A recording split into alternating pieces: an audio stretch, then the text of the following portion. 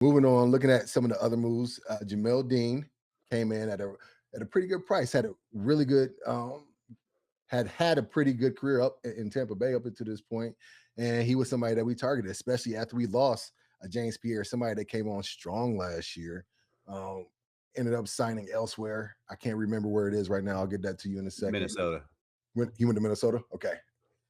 And Jamel Dean, we got him for 3 years, around 37 million. I think he comes in. He's a very physical DB. I had a chance when I was down there for the coaching internship in 2021 to see him firsthand in person, and they loved him down there. Very physical quarterback. I think he matches up well across from JPJ.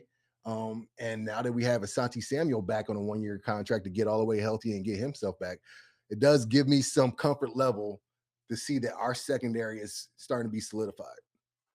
Yeah, and this is where you need it because, of course, you're playing a tough Bengals team where you know they're going to bring three solid receivers out there with Joe Burrow. So you need to have three corners, and that was the thought process last year. Whenever they ended up bringing the guy, bringing guys in that particular manner, but it didn't work out. And those are things that happen. And now you're retooling, and when you retool, you now have to bring this in. I think the biggest question for me is what are the Steelers thinking as it relates to Jalen Ramsey?